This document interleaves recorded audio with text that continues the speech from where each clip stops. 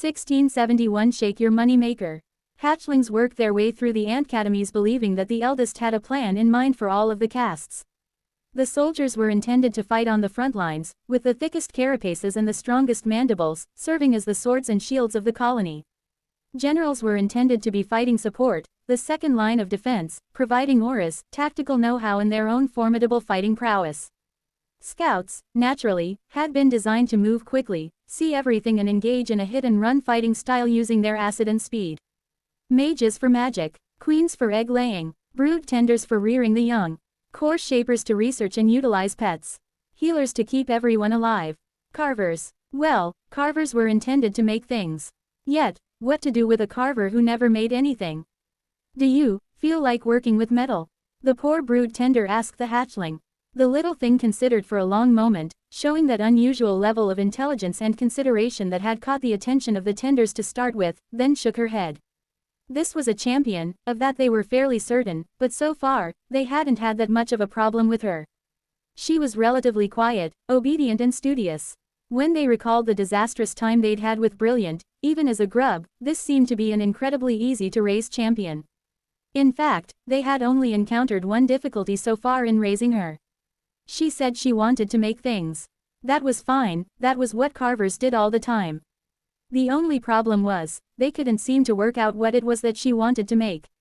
You could carve wood. Lots of things are made from wood, another of the brood tenders suggested helpfully. She started listing things the colony made from the mana-infused and even mundane wood that they harvested, and the little ant listened carefully. Some of the other tenders thought it would be an enormous shame to have a champion of the colony spend their time making furniture, but who knew how these things worked? Every champion seemed to be obsessed with something. Presumably, it was simply a matter of presenting options to the hatchling until she found out what it was she wanted to do. No, the hatchling replied. I don't feel all that interested in wood. On it went. The tenders presented option after option, craft after craft, and the hatchling listened, observed, then refused. Convinced they weren't being thorough enough, they decided to take her on a tour of the many workshops in the colony. From the first stratum, they took her into the mines to see ore being harvested.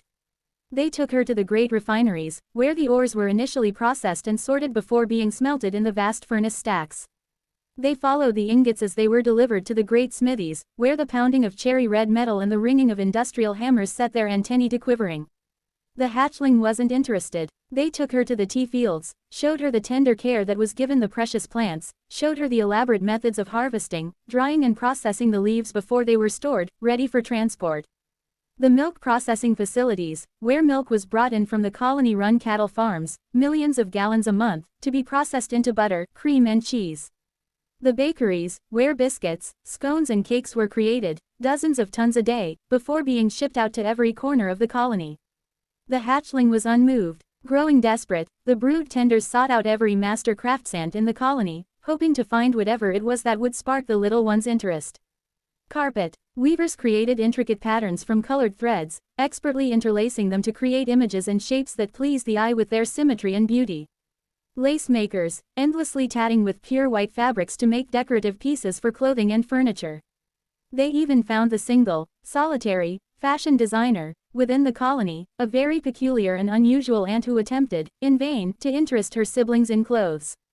Nothing seemed to interest the hatchling in the slightest. She watched it all, taking in the information, but there was no inspiration or spark taking hold. Increasingly frantic, the brood tenders did something they would normally never allow, and took the hatchling to the surface, outside of the safety of the tunnels.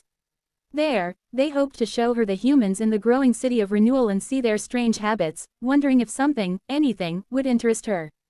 The humans of renewal were well accustomed to having ants moving amongst them, but not brood tenders, never brood tenders, so the arrival of their small group brought far more attention than they had hoped. Indeed, they found it rather surprising the humans had even been able to tell what they were. Thankfully, the people remained at a respectful distance, allowing them to take the hatchling to see the various sights.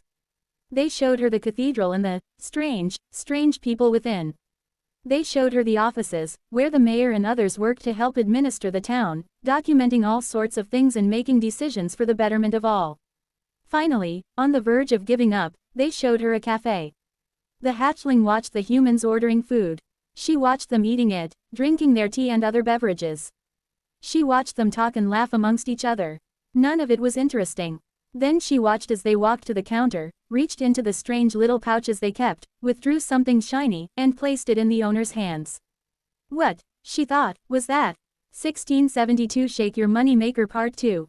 Jasper was used to seeing ants about the place. They were in renewal every day, after all.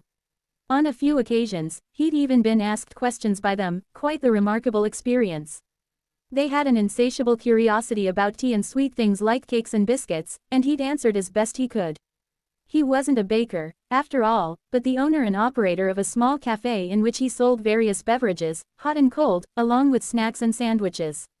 It was a simple business, a simple life, and he was well satisfied with it after the chaos that had engulfed his life when the waves began. Renewal had lived up to its name as far as he was concerned, and he wouldn't trade his little store for the world. Yet there was something about this ant in particular that was different.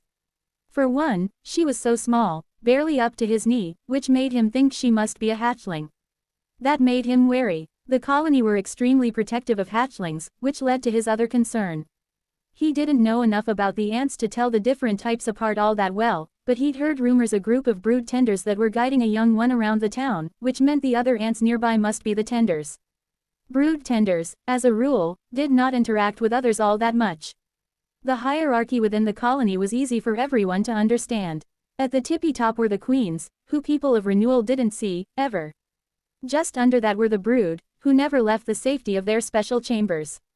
Just under that were the hatchlings, who basically went straight into their ant schools after being born and didn't come out until they'd evolved, and just under them were the brood tenders. Having this particular combination of ants in his shop was making Jasper quite nervous. She wants to see the coins, he was told via Mind Bridge. Confused, he opened up his fingers and held out his hand, a few coins resting on his palm. He needed to bend low so the hatchling could inspect them without climbing up onto his counter. Getting close, the ant inspected the coins with her eyes, then with her antennae, seeing and smelling them as best she could. Are these all the types of coins you have? The voice said in his mind. Judging by the tone, whoever was speaking to him using magic was just as confused by what was going on as he was. Ah, just a moment, he replied. He stepped behind the counter and opened his lockbox, extracting one of each type of coin he carried in the store. He placed them on the ground in order of value, pointing to each one as he explained their worth, assuming his words would be passed on to the curious hatchling. We only recently moved away from a barter economy and started minting our own coins. It was the mayor's idea and probably about time. Some people were already using coin from wherever they came from before arriving here, but they were given a fair exchange once the new ones went into circulation. The least valuable is an iron, here. He pointed to the small, reddish coin with a simplistic image of an old woman on it. They stamped the first mayor on this one, in recognition of her contributions. 10 irons will make a copper, which is this one. I think the ant here was called Grant. I know they explained it all, but I don't remember it particularly well, I'm sorry. 5 coppers makes a copper sovereign. 10 coppers make a silver and 5 silvers make a silver sovereign. Above that you have the gold and gold sovereigns, but I don't have any of those. The little ant inspected each one carefully in turn. Why don't you have any gold? He was asked. Jasper laughed and scratched his cheek sheepishly. I don't make enough money, and, to be honest, even if I had one, I wouldn't keep it in the store. Crime is incredibly low in renewal, but I would feel too darn nervous having it here. The little ant seemed to listen as the response was translated, then nodded. She just has a few more questions. Jasper smiled and shrugged. Sure, why money? He blinked. I'm sorry. She wants to know, the voice said, seemingly just as confused as he was, why you use money. He blinked again, then scratched the back of his head. Do you use money at all? He asked, suddenly curious. In the colony, I mean. No. How do you pay for things? We don't. How do you get paid? We don't. Well, if you didn't need to pay for things, it stood to reason that you wouldn't need to get paid. What if someone takes more than everyone else? He wondered. Takes more than is fair. Such selfish behavior. The mental voice seemed completely scandalized, as if she'd never thought of such a thing. It's un-ant-like. How in Pangara was he going to explain the concept of money? It was just money. Still, the little hatchling looked up at him expectantly, so he decided to do his best. He started by explaining barter, the exchange of goods and services for other goods and services, then described the limitations of the system. If one reared cows for a living, he couldn't very well walk around with 10 cows in his pocket, nor could he easily trade a tenth of a cow for a cup of flour. Then he described money as a representation of value, and as a more convenient and streamlined manner to conduct trade. Everyone could carry coins around, and as long as everyone agreed on their value, business could be conducted quickly and easily. He also spoke about the power it granted to those who controlled the supply of money, in this case the city itself, since they were the ones minting them, and the problems with theft. Not that there was much theft in Renewal, but it was a lot easier to steal a gold coin than it was to steal what a gold coin could buy. The little hatchling listened to all of this, absorbed it, almost totally motionless. When he was finished, Jasper could only put his hands on his hips as he leaned back and thought if he had anything else to say. Eventually, he shrugged. I think that's all I know about it, I'm afraid. The little hatchling nodded, then turned and left. She says, thank you. Oh, she's very welcome. And that was the strangest conversation, on the strangest day in Jasper's entire life. Until the next day happened. 1673 Shake Your Money Maker Part 3. When Jasper awoke, he didn't imagine there would be anything particularly special about this day. He lived alone in a small house on the outskirts of the city, cheap enough that he'd been able to buy it when land prices were still low. As a fully functioning town, Renewal hadn't been around that long, but the speed of its development had been utterly staggering. Some buildings in the city center were already being torn down as they were too small to accommodate the booming population. Fortunately, his little shop hadn't come under any scrutiny. A short walk from the square, close to the cathedral and administration buildings, there was a decent amount of foot traffic in the area and quite frankly, he liked his little corner. Having to rebuild, even if it were at the city's expense, wasn't something he wanted to do. Following his usual morning routine, Jasper washed, shaved and dressed in fresh, clean clothes. He grabbed up the pants and shirt he'd worn yesterday and slung them into a linen bag. Mrs. Werther's washing service had been a lifesaver for him. He had neither the time nor the inclination to go to the river and scrub out his clothing, so he was more than happy to pay for the privilege, since all he had to do was drop them off on the way to work. With his first task of the day done, he picked up some fresh fruit from the market for breakfast and then went about making sure his suppliers had followed their agreements and dropped off the required goods at his store. Some things he sourced from the colony itself, and as always it was delivered early, clearly marked and well packaged, right at his back door. The day started early for a shopkeeper and he didn't want to miss the morning rush, so Jasper set about getting ready to open. He hauled in the various packages, wiped down all the surfaces and brought the pastries and snacks out of the cool store and put them back out on display. When everything was ready, he opened his door, placed out his little, "We're open" trestle sign before taking the shutters off the windows. Feel Renewed was open for business. With a smile on his face, Jasper went inside and made sure the boiler was heating up properly. He'd topped off the reservoir before closing the day before, so there should be plenty of water, yet sometimes the fancy enchanted mechanism responsible for bringing it to a boil didn't function properly. As he tinkered about the place, humming to himself, he slowly started to realize that he hadn't had any customers yet. That was a little unusual. He'd been open for 10 minutes, which wasn't long, but normally there would be at least 5 people dropping by for their regular morning tea and scone on their way to work. None of them had turned up. None. Confused, he poked his head out the door again. The streets were a little empty, and he could hear a hubbub over by the square. Was there something going on over there today? Curiosity piqued, he called out. Franklin, can you watch my shop for 10? Can, the old cooper from next door replied, but you'll need to watch mine for 20 this afternoon. Always had to, WN. Jasper rolled his eyes. Done. He stepped out and walked toward the square, the sound of voices growing louder the closer he got. When he arrived, it wasn't hard to see what had caught everyone's attention. In fact, it was impossible to miss. In the middle of the square, the little hatchling from the previous day, at least he assumed as much, had set up its own stall.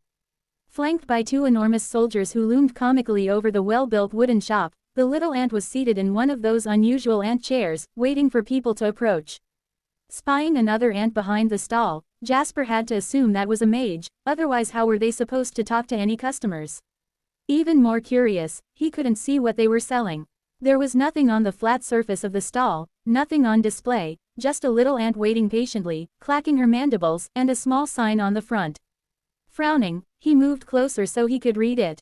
It read, Colony Bank, Renewal Branch. What on Pengara? There was a large crowd gathering, but as of yet nobody seemed willing to actually go up to the table and speak to the hatchling, so Jasper took it upon himself to walk over and ask what was going on. He had to be back at his cafe in 10 minutes, after all. When he reached the table, a mind bridge snapped into place and he recognized the mental voice of the mage he'd spoken with the day before. Hello and welcome to the Colony Bank. Would you like to make a deposit? You forgot the name. I did. I'm not exactly sure what is going on here. The little hatchling clacked her mandibles happily, antennae wiggling with excitement as she stared at him eagerly. She wants to know if you are making a deposit. A what? Will you give her money?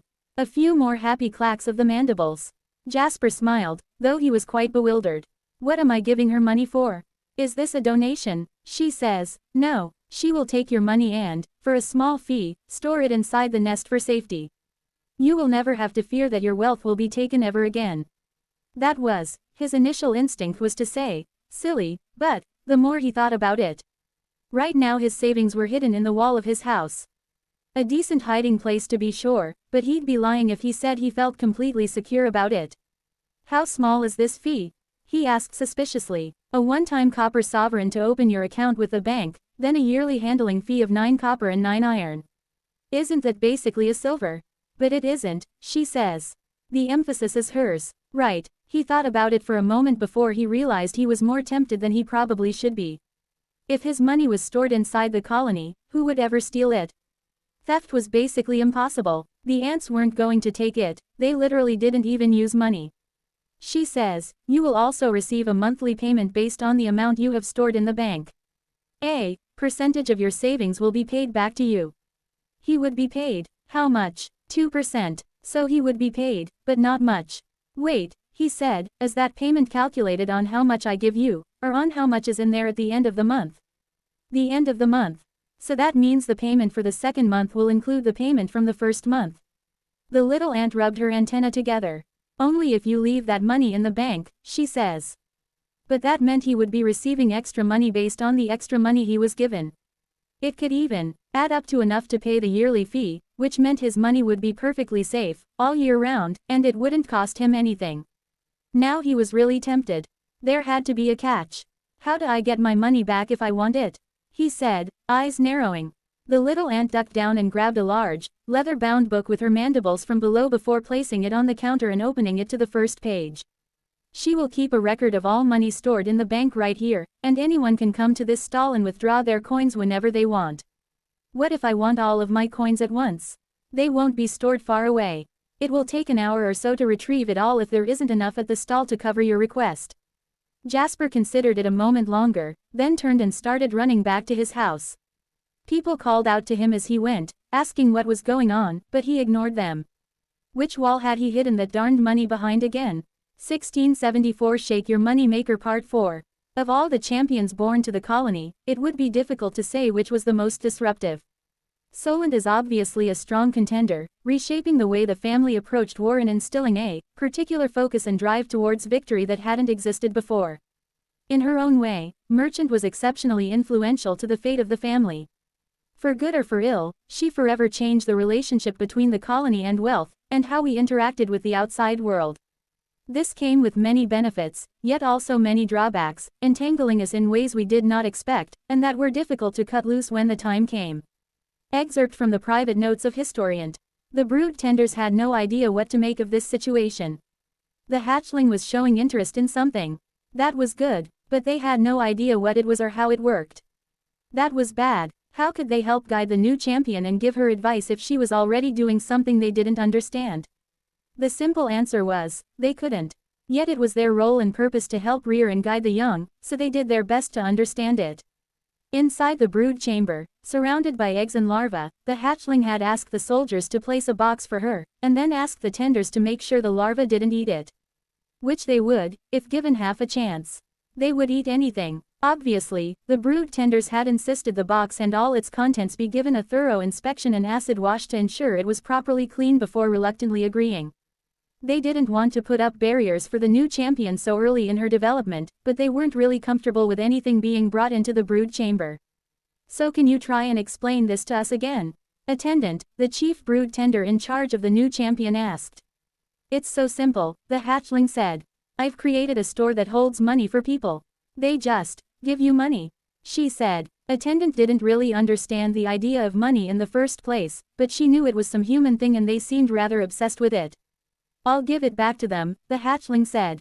They are giving it to me for safety. The humans are worried someone is going to steal their money, so they give it to me, and I will store it here in the nest. Now they don't have to worry anymore. Well, it would certainly be difficult to go into a brood chamber and take anything out of there without thousands upon thousands of ants hunting you down. You had to get past those ants to get in there in the first place. But don't you also pay them for giving you money? Yes, the hatchling nodded, an interest payment. Interest in what? Money. I see. This was all rather confusing, but she was desperate to be supportive. It's all very clever, she assured the little hatchling. But don't you want to make money? Of course, the little hatchling nodded eagerly. She had been overjoyed to find something she wanted to make money, as it turned out.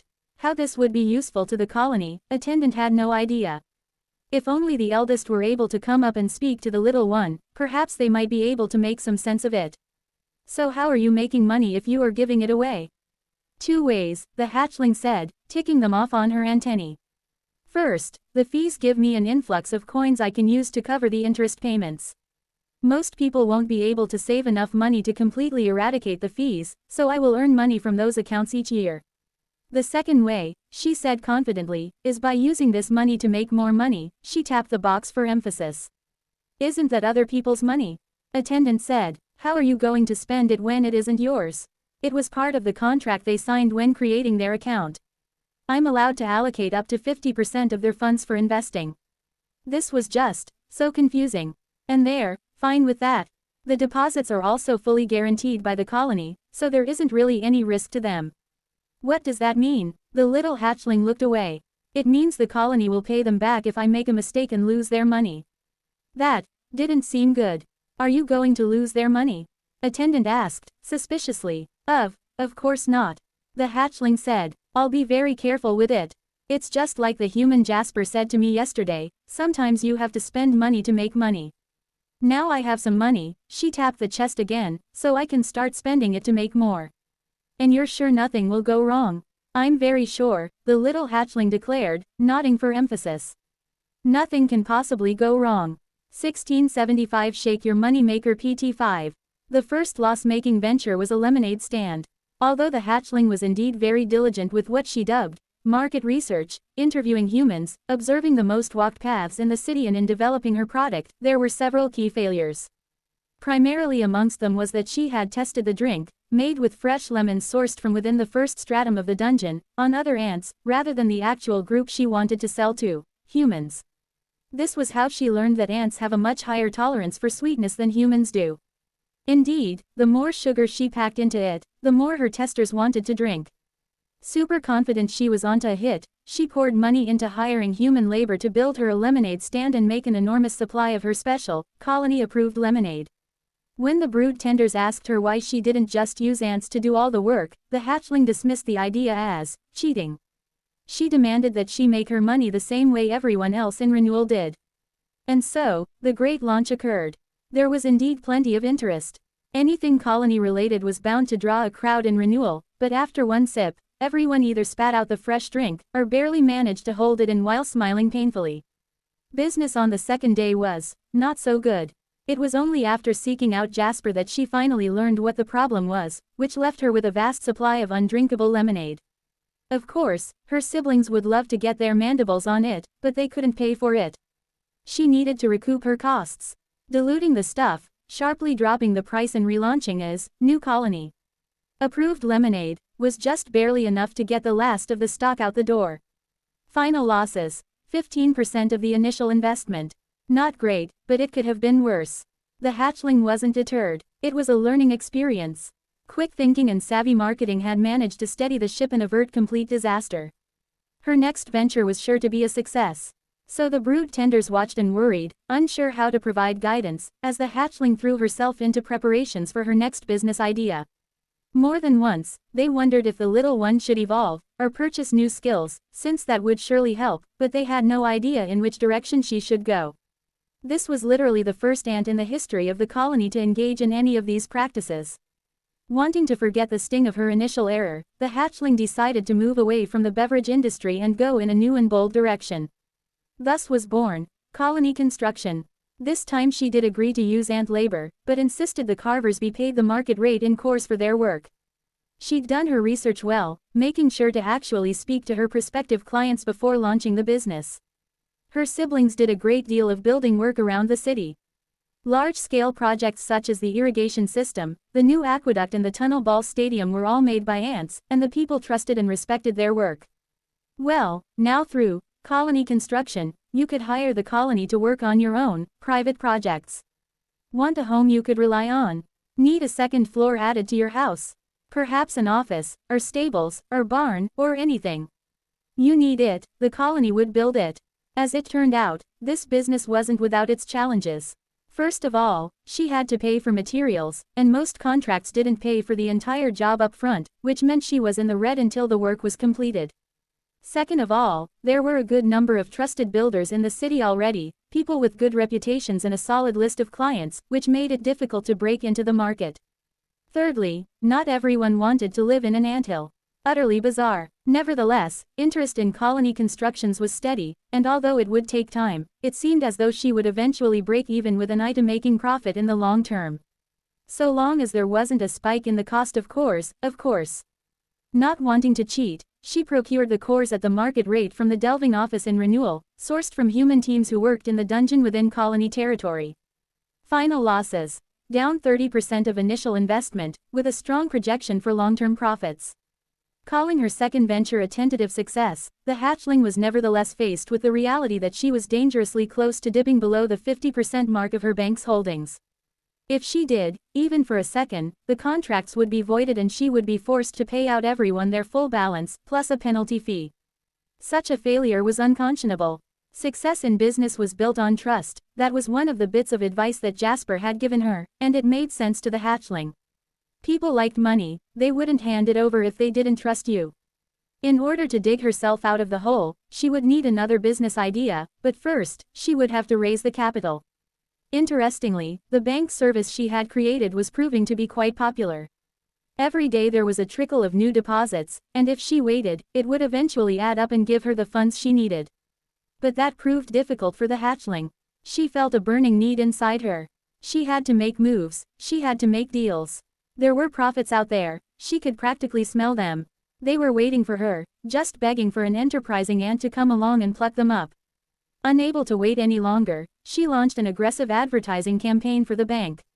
Targeting the outlying farmers, she went from small community to small community, farmhouse to farmhouse, extolling the virtues of her banking service and the peace of mind it could bring. A masterstroke. Farmers, as it turned out, were the perfect clients for her bank. After harvest time, they were rich, sitting on a large supply of coins that they needed to carefully hoard for the rest of the year. As it was 1 month after the harvest, every farmhold she spoke to was comparatively wealthy. If they gave her that money, not only was it safe, but they would earn interest on it, accruing a little extra that would go a long way when winter came. Coins rained into the hatchling's little cash box, so much so that she had to acquire a second, having it cleaned and inspected by the tenders before she was allowed to place it next to the first. Overflowing with new capital funds, she eagerly sought out her next venture. This time for sure, it was going to be a hit. Chapter 1676 Shake Your Money Maker Part 6. The hatchling stared at the empty, wooden bottom of her money chest. How was it empty? This shouldn't be possible. It wasn't possible. She had predicted the market perfectly. There was a huge gap for artisanal ant carvings, there was literally nobody in Renewal making them. Those people loved ants, so naturally, wouldn't they buy a lot of carvings of ants? No, her plan had been flawless, but she hadn't accounted for the change in costs.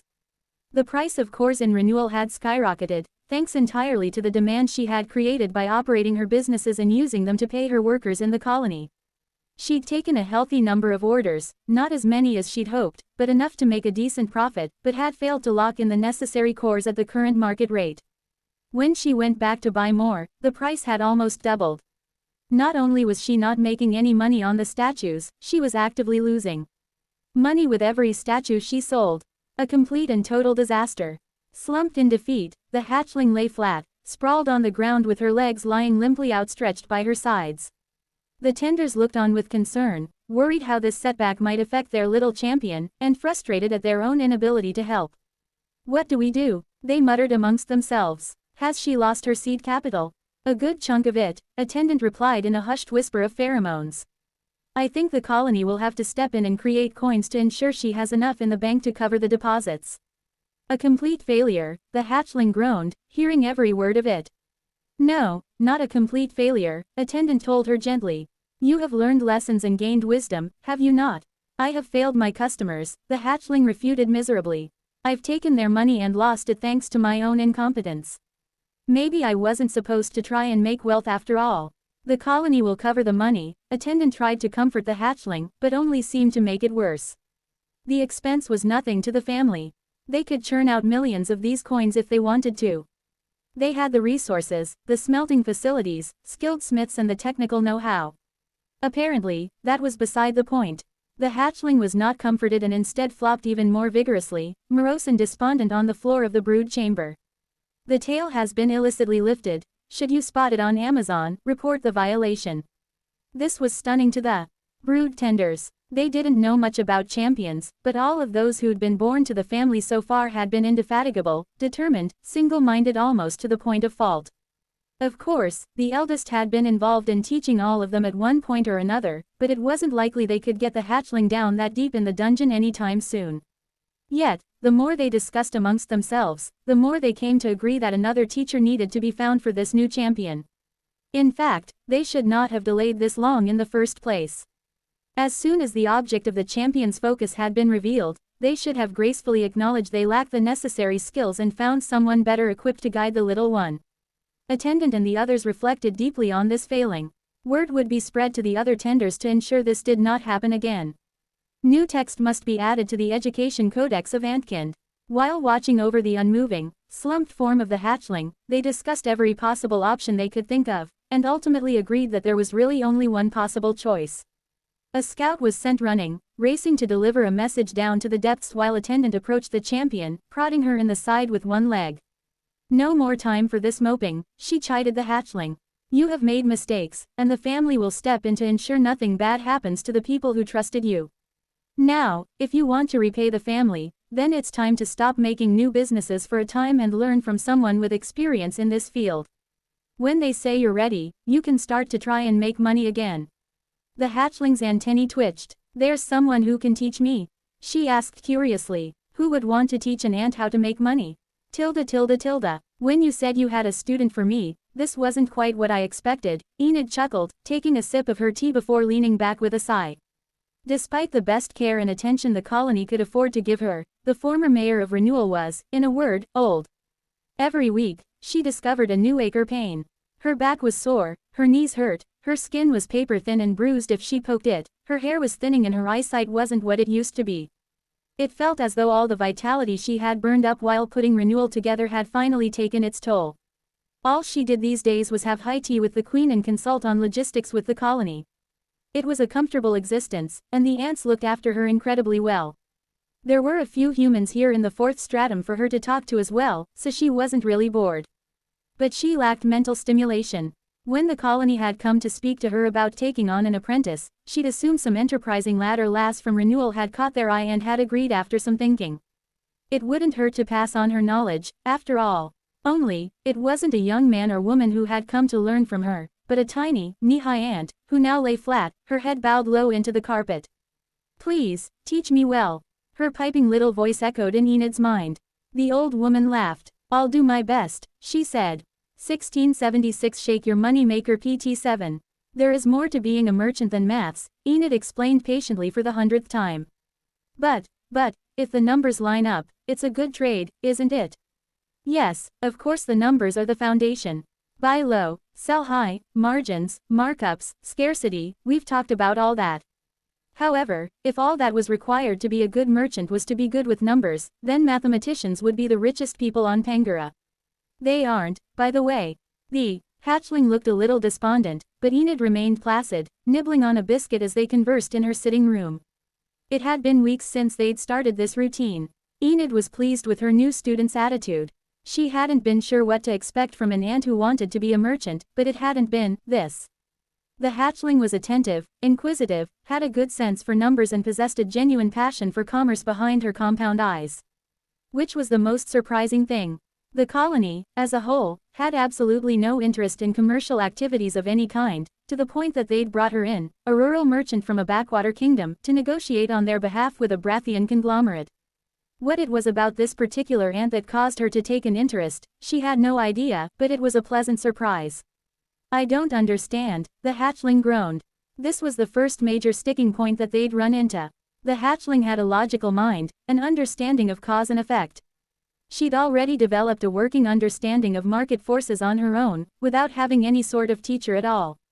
Remarkable, yet this was something that she just didn't seem to be able to grasp. Connections, reputation, trust. There are so many factors that go into a successful deal other than the price. Of course, quality is an important factor, not only price. Enid put her cup down. Let's imagine there are two different traders, both offering the same item for sale. The price is identical, and they are sourced from the same vendor. Who do you buy from? The hatchling considered the question, antennae waggling through the air.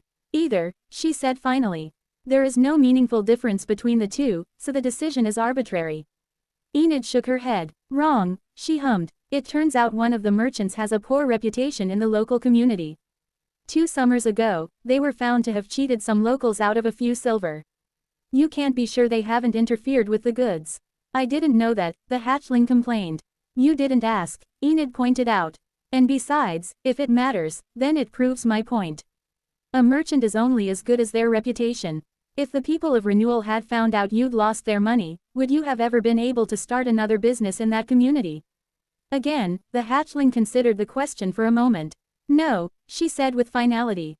Exactly. There are 2 key elements to being a successful merchant. To gather knowledge, ask questions, find opportunities and then take advantage of them. This requires careful research, a logistical and analytical thought process, going through the numbers, so to speak. The second is to cultivate both contacts and reputation. Customers will pay more for an item if it's from someone they know and trust. Vendors are more likely to reach out to you with ideas and goods if you have dealt fairly with them in the past. If you want to make money, then you must learn how to deal with people just as well as you can deal with numbers. How to read people, discern who is trustworthy and who isn't, divine their motivations and manipulate them into seeing things your way. The more she spoke on the matter of trading, the more enthused Enid became. This had been her bread and butter for decades. While her husband had been gone for months on end, delving deep into the dungeon below, she had been on the road, selling here, buying there, shaking hands and making deals. It's going to be difficult for you, she said, looking down at the little hatchling. Most people have some form of prejudice against monsters, against ants especially. As an insect, you don't look familiar to them, so it's hard for people to relate, and they can't read your expression, since you don't really have one. Inspiring confidence with those disadvantages will be difficult. That will just make it all the more satisfying when it works, the hatchlings declared. Teach me. I will do anything to unlock the power to make money. Anything, anything. The hatchlings' eyes blazed with passion, and Enid sighed. She had seen that look many times before, in people who walked down the dark path, accumulating, ripping off their customers, beating down their competitors with shady methods. I will only teach you if you agree to adhere to my standards, she said. No funny business. Antennae waggling in confusion, the hatchling tilted her head to the side. I am very serious about business, teacher. I would never joke about it. Enid laughed. Perhaps she had been thinking too deeply. This little ant had already refused to take advantage of her family to outcompete others. She already had a code of values she adhered to. Just how bad could an ant business magnate really become? 1677 Shake Your Money Maker Part 8. Persuasion, negotiation and empathy. These skills will fuse at rank 4 and become the foundation on which all of your success will be built. We should also investigate ways you can become a better trader through evolution. There must be organs and mutations that will help. Keep in mind, we can't cross the line. Skills and such are accepted as part of business, but mind-controlling pheromones are not. The little ant nodded seriously. The brood tenders have already been investigating organs and evolutions that will help me. They should be ready soon and I can take my first evolution in the next few days. Have you evolved at all? Enid asked, looking down at the little ant. I haven't. A hatchling was quite a small little thing, only coming up to the knee of a normal adult. Too small to be taken seriously. She rubbed at her chin. Perhaps that was a good thing. Appearing harmless was one way to get others to lower their guard, but could be counterproductive when trying to get a seat at the table. Let's try to put a cap on the size you are able to become, she said after some thought. No more than double your current frame. That would make her the size of a newborn pony, waist-high on an adult, roughly. Considering ants were much longer than they were tall, that would make her close to the same mass as a human woman. Not large enough to be threatening, and not so large as to lose the disarming nature of being small. Now, listen well while I speak with this shopkeeper. Have you been working on your perception of language? Yes, the hatchling confirmed. Good. Working mind to mind was common, but not preferred amongst traders. The first mutation the hatchling had taken had attuned her antennae to the sound waves of speech, which helped her discern what people were saying. She still had to learn the language to differentiate between the words, which was an ongoing process. Enid hobbled over to the storefront, leaning heavily on her walking stick. The healers treated her almost daily, which helped a great deal with the pain, but being old couldn't be fixed. It was fine, most had it worse than she did in their retirement. Getting the hatchling out of the nest and out into the world to practice her skills and learn hadn't been easy. The brood tenders were extremely reluctant to let her out of their sights, but Enid had insisted, and they had eventually allowed it. Hello, young man, Enid said as she drew closer, peering down at the fresh fish on display as if her eyesight were significantly worse than it was. Is this today's catch? Welcome, grandmother, the storekeeper said warmly. Everything in these 3 trays is fresh off the boats today. Those 2 trays are yesterday's catch that has been cool stored overnight. Is there anything in particular you're looking for? Enid shot the hatchling a significant look, and the little ant nodded. She'd already known not all the fish were fresh, but the trader had been honest and answered openly. What's the discount for the old fish? She asked, curling her lip a little. Half price at least, surely. She disparaged the goods and put in a preliminary offer, just using the barest hint of her skill. If she went all out, the man would put his guard up, and she didn't want that. There was an art to this sort of thing, and Enid found she had missed it. Please, grandmother, the storekeeper smiled, why would I be paying so much for my expensive storeroom if I sell them at half price? I even packed them with fresh ice this morning. A quarter off the full value is what I charge. A quarter. Enid widened her eyes in shock. So if this bream is a copper sovereign, then that one is a 3 copper. She narrowed her eyes suspiciously. Are you trying to take advantage of me, young man? She raised her walking stick and waved it in a warning gesture, and the shopkeeper held up both hands while laughing. Of course not, grandmother, only trying to make an honest living. I'll tell you what, if you want this bream, he selected a large specimen and held it up for her to admire, I believe I can let it go for 2 copper as celebration of this fortuitous meeting. Enid smiled warmly. Such a well-spoken young man, she said, reaching for her purse. As she paid, the shopkeeper wrapped the fish in fresh leaves that he packed with some crushed ice. The two chatted for a time, Enid asking about the market, the fishing customs of the area and business in general. When it was done, the two shook hands before walking away, the hatchling trailing after Enid, antennae waving. How much of that did you get? Most of it, I think. And, you managed to negotiate down the price. Pshaw, that wasn't the important bit. The important bit was after the sale. When, you talked about fishing. Building rapport, learning about the local trade, making connections, Enid said, poking the little ant in the side with her walking stick. What we are going to do for the next few months is have you engage in as many of those sorts of conversations as possible. You will talk and talk and talk and talk until you can make conversation with a beggar or a king just as easily. When you get used to it, we will start making small trades, then work our way up to some more significant business. Do you understand? You want me to use that thing? Of course. Mastering it will be one of your most important lessons. Now, that fellow is selling fruit. Let's go buy a few apples and see what you can learn. 1678 Shake Your Money Maker Part 9. Enid Ruther, as I live and breathe. I'm surprised to see you out and about.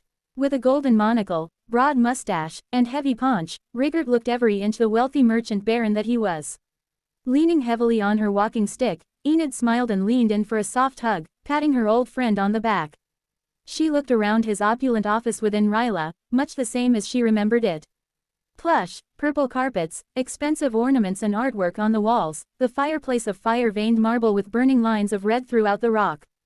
She accepted the merchant's invitation to sit and lowered herself into the chair with a sigh. It was good to get off her feet. Obviously she hadn't walked here, but the journey had still taken a toll. I'm surprised the colony didn't grab more of this when they came through, she said, using a single finger to indicate the obvious wealth on display. At the time, the colony had viewed such a concentration of wealth as inefficient and selfish, taking huge chunks out of wealthy houses after absorbing a new city into their territory. In fact, their opinion hadn't changed, she was pretty sure. What was anyone going to do about it? Complain. She was sure that many had tried to point out that it amounted to theft under the law, but the colony had learned long ago that they also had rights as conquerors within the dungeon. They were allowed to take the victor's portion, and they never took more than they were allowed. They did, Rigert grimaced.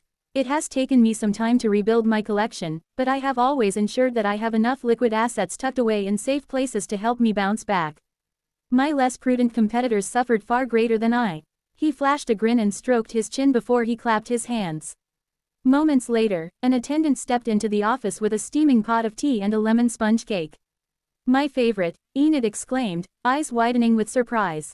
I'm shocked you remembered. Please. Your late husband, Darion, begged me to find the best baker in the free cities for your lemon sponge. Years and years of it, I will never forget the quest for the sponge. Rigert smiled warmly at the fond memories before he shook himself out of his reflective mood. Now, please, your letter said that you had taken on an apprentice. I have to meet them. What sort of special individual have you taken on? They must be impressive, to warrant your teaching. Pa, I was never that wealthy, she said, turning to the door. You didn't want to be, Rigert stated solemnly. A few moments later, the door opened, but nobody came through. Rigert frowned for a moment, wondering what his assistant was doing, only for a small ant to step around the couch a moment later. A little startled, he controlled his reaction, only to double-take as the monster came a little closer. Was she wearing glasses? Also, gold rings, and clothing? Technically, what the ant wore might not necessarily be considered clothing as it was more of a covering. An elegant, woven cloth draped over the ant's back with tasteful, yet expensive-looking embroidery around the edges. Very pleased to meet you, the ant said aloud, extending a leg. I am Mistress Enid's student, merchant. Rigert's eyes widened. Was he hearing this ant? Enid smiled at his confusion. The ants have created a neat device that translates their pheromonal language into sound. There are only a few in existence, but they gave one to Merchant, since she speaks to so many people. That would explain why the voice had sounded a little off-putting. Cold, perhaps, or alien. Whether that was down to the technology, or the mind of the ant, he couldn't say. After a little hesitation, he extended his hand and shook the offered leg. The pleasure is mine, he said, with a warm smile. He might be a little off-put, but business was business. First impressions mattered. 3 firm shakes, then he released the leg, leaning back in his chair, mind racing. The little ant retreated somewhat, then turned to Enid. You were right, Mistress Enid. Of course I was, the old woman groused, but he could see she was pleased, rather than upset. An old fox like Rigert isn't going to slip up just because you take him by surprise. First impressions matter. Right, Rigert, he grinned. They absolutely do, he affirmed. Connections are everything to a merchant. Establishing a warm rapport, gaining trust and following through. These are the foundations of every proper business partnership. He studied the little ant once more, then laughed. I see. It makes sense now. The glasses, the covering, even the rings. Any good merchant knew how to read people, to learn as much as they could about a person from their garb, their hands, the way they comported themselves. When assessing a potential business partner, deals could fall through or succeed based on impressions. Dressed as she was, the little ant gave an impression of tasteful wealth, quiet competence and hidden intelligence. Well done, Enid, he said, lifting his teacup in salute. I see you've put some thought into it, but have you actually taught her something of value, or just how to look the part? Well, you'll have to tell me, his old friend said, taking a long sip from her own cup. He raised his brows. I'm not sure what you mean. If you'll allow me to explain, the little ant said smoothly, hopping up into her own chair. I have come to you with a business proposition. If you are amenable, I would be glad to share the details. Sliding a sideways glance at Enid, who merely smiled over the rim of her cup, Rigert turned his full attention to Merchant, assessing her with his skills and years of experience. Was his old friend really going to throw this cub to the lions? It wasn't like her, but then, maybe she had grown ruthless in her old age. Out of respect for Enid, he would do nothing less than cut this ant down to the bone, financially speaking. Please, speak freely, he said with an inviting gesture and carefully pleasant expression. An hour later, he moved to brush his hair back, neatly hiding the need to wipe sweat from his forehead with the gesture. Enid saw it, of course, looking smug in her chair. He shot her an irritated glance. She would spring this on him unprepared. Of course she would, she was a merchant at heart. He was at fault for being unprepared. The little ant had proved far more capable than he thought, and the business opportunity was intriguing. Cool as an ever-ice cucumber, Merchant reached a leg inside her sash. Do you mind if I smoke? She said, withdrawing a rolled cigar. The rich scent of tobacco rolled over to Rigert and his eye twitched. Where had she gotten that? With a click of her claws, Merchant lit the cigar before placing it into her mouth.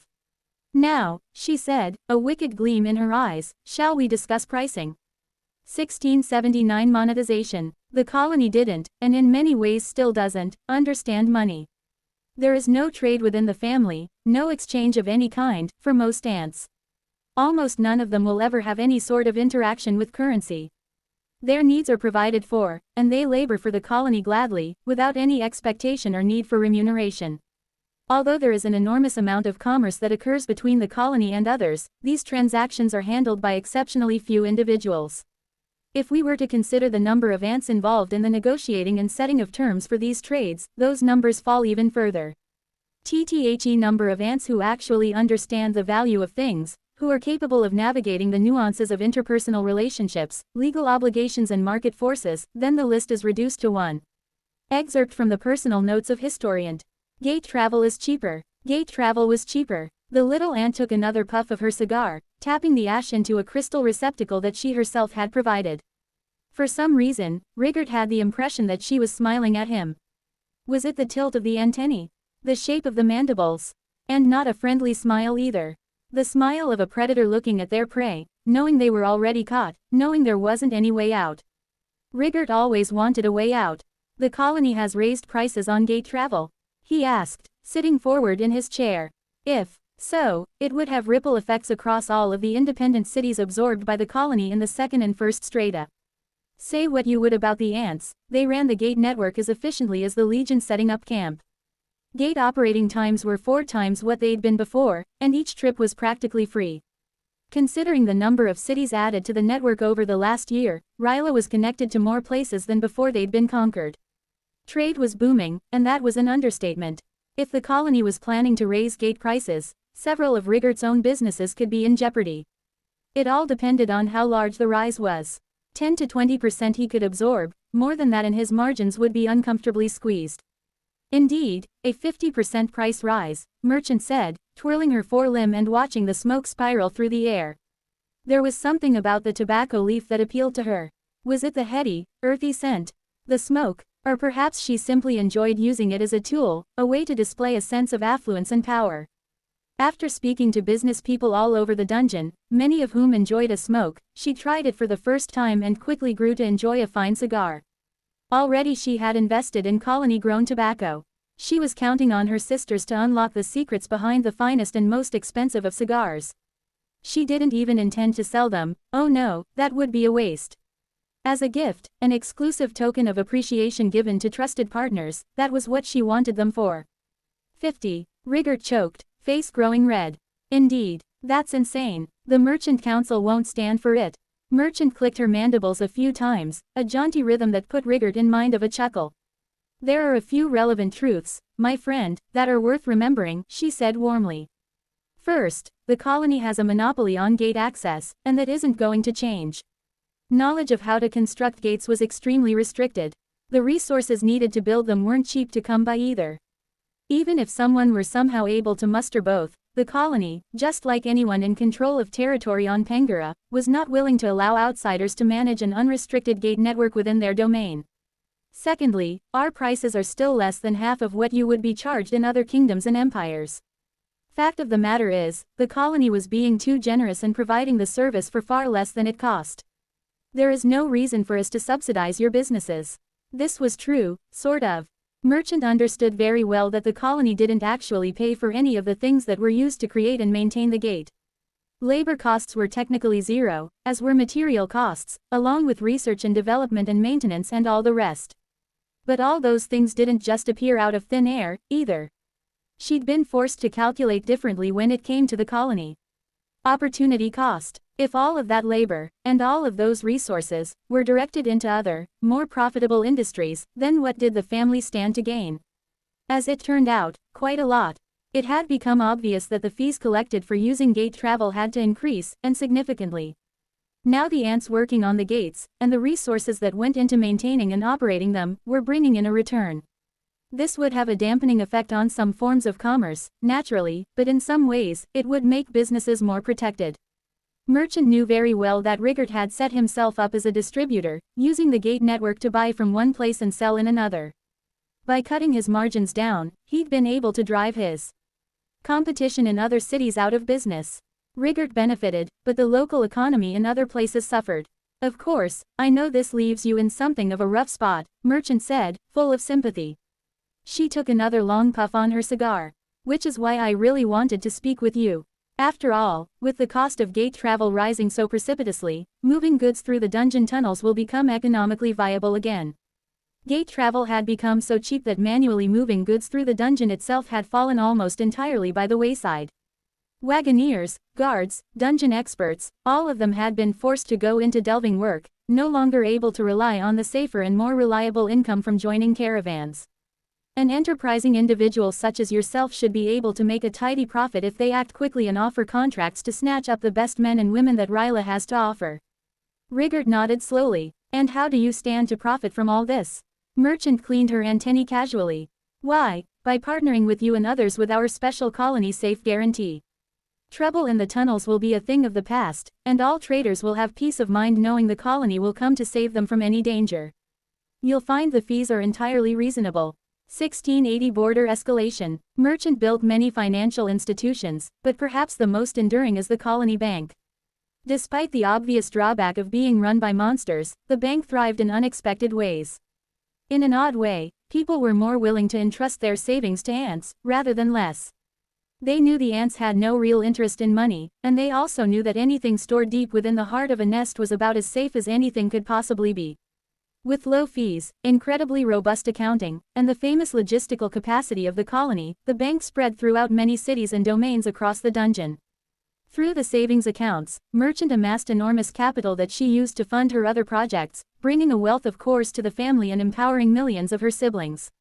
Excerpt from the personal notes of historian. Sloane wasn't happy. What about this tunnel? The scouts followed it for 6 kilometers. They recorded it branching 8 times in these locations. 8. What about this tunnel? It branched 5 times in 4 kilometers. Why were there so many damned branching tunnels? As always, the carvers were working on a detailed 3-dimensional model of the terrain, but the thing was becoming more tangled than a pile of centipedes in a feeding frenzy. It was all valuable dungeon territory that the colony would dearly like to claim. After all, there were huge deposits of mana-rich metals to be found beneath the mountains in the 4th stratum, and the carvers were going crazy over the mines that had already been established. That didn't help them if they couldn't defend it. Sloane stared at the model, thought hard, then stared some more. Was there really no better way than to pull back to the small number of tunnels they could defend? If so, they would be ceding control over huge swaths of land. Without scouts looking into the distant tunnels, they'd have no idea if there was an army massing on their borders either. A threat that became more and more serious as the days ticked by. At the outer edges of the model, there were markers, little red ribbons tied around the living stone, indicating the locations where delving teams had been sighted. 24 contacts in the last week. Even if they knew the Church of the Path was behind it, Sloane was shocked at the level of resources they'd invested in this project. Not only had Green Mountain refused their offers to buy a truce, but the number of delvers venturing into the colony's land numbered in the thousands. Practically a small army, it was as if they were daring the colony to engage in a confrontation. I think I'm getting a headache, Sloane grumbled to herself. The scout standing nearby tactically decided not to notice that scent. There are 4 more tunnels that I need to report on, General, she said hesitantly. How many branches? Quote. Just tell me. 14. Damn it. When Victor caught up with her sibling, Sloane was still staring at the model, grinding her mandibles and furiously cleaning her antennae, dragging them through her elbow joints with far more force than was necessary. "You're going to strip the hairs away if you keep doing that," she warned her sister. "Victor, there's too many tunnels." "We knew that already," the general said, skittering up beside her sibling to look at the model. When she saw the snarl of tunnels for herself, she blanched and nearly tripped over her fourth leg. "Holy moly," she exclaimed. "The more we explore, the more tunnels we find," Sloane said morosely. They'd been at this for months, and still hadn't finished mapping out the network. There had to be thousands of different routes between the lands claimed by the colony and those of Green Mountain. Watching them all was impossible. Well, truth be told, it was perfectly possible if they had all of the ant power that was being directed down into the fifth. The campaign against the Krath was an endless vacuum, sucking up everything the colony produced, including the newly graduated generations. There were over 10 million ants down there now, and all Solent wanted was more. With what was left over, Sloane and Victor were supposed to protect their territory in the fourth, but it was proving to be even more difficult than they had initially thought. "I'm worried, Victor," Sloane muttered. "We've been lucky so far, but there's been too many close calls. Eventually one of our sisters is going to get caught. Then what?" The other general nodded soberly. "It would be so much easier if the Delvers were incompetent, stumbling fools, but they were anything but. Extremely stealthy, exceptionally fast and hyper-alert, any ant within a few kilometers of them was at risk. A single mistake could put the hunters on the trail, and it had happened several times already. In those instances, there had been enough time to rally support and chase the Delvers away, but if a small team of scouts were found, or worse, if the Delvers managed to get between them and the nest, capture would be inevitable. With so many unmapped tunnels that looped and curled around each other, it was more than possible for a delving team to get deep into colony land unspotted." Victor sighed, clacking her mandibles in defeat. "We have to pull back. Abandon everything beyond these points so we can concentrate our defense on the main arterial tunnels and monitor the rest. If they capture one of our sisters, it could lead to a full-scale war. Just abandon all of this territory. And will that be enough? Are we sure they'll give up because of this?" "I doubt they will," Victor said resentfully. "If anything, it will embolden them. When the eldest wakes up, we might be able to do something about it. Until then, we have to wait."